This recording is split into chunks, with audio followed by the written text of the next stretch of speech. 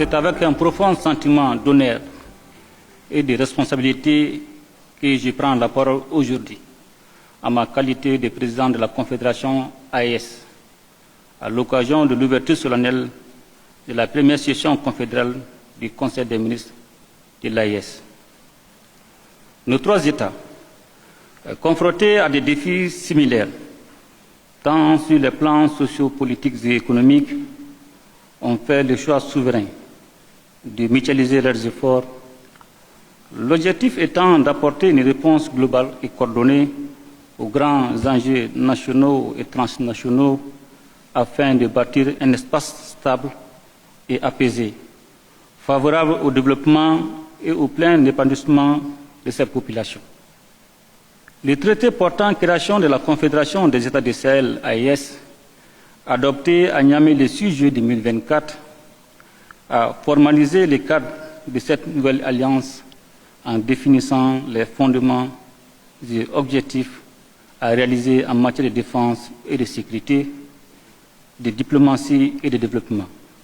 La session qui s'ouvre aujourd'hui revêt à ce titre une importance particulière. Elle est à la fois inaugurale et préparatoire à la tenue de la deuxième session du Collège des chefs d'État de la Confédération, prévue ici même à Bamako le 22 et 23 décembre 2025.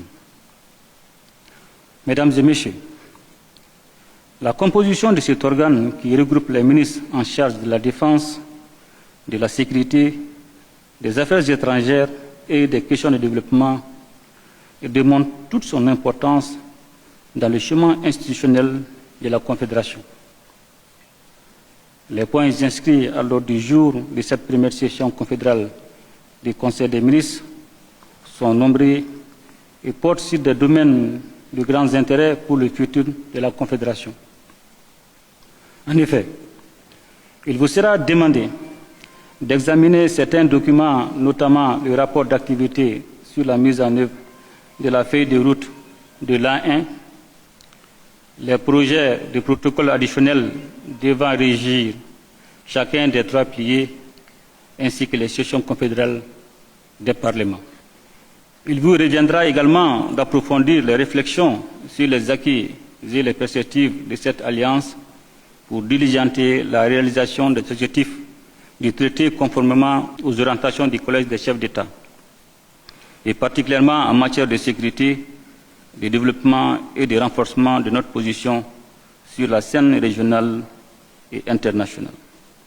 Mesdames et Messieurs les ministres, l'examen des différents projets de protocole additionnels est une étape indispensable à leur adoption au cours de la deuxième session du Collège des chefs d'État. En complétant l'architecture institutionnelle de notre Confédération, ces projets de protocole additionnels vont nous permettre de bénéficier d'un cadre juridique renforcé, favorable à l'élaboration des politiques, projets et programmes de développement au bénéfice des populations de l'espace confédéral. Je saisis la présente occasion pour vous féliciter, au nom de mes frères, leurs excellences, le capitaine Ibrahim Traoré, président du FASO, chef de l'État, et le général d'armée Abdourahmane Tchani, président de la République du Niger, chef de l'État, pour votre profond engagement dans la réalisation des objectifs de la Confédération. Je salue également, avec une profonde admiration, le courage, le professionnalisme et la détermination de nos forces de défense et de sécurité qui, au péril de leur vie, défendent nuit et jour l'intégrité de nos territoires et la sécurité de nos concitoyens. L'Afrique, et en particulier l'Afrique de l'Ouest, est unie par une histoire pluriséculaire, une culture partagée et une géographie commune.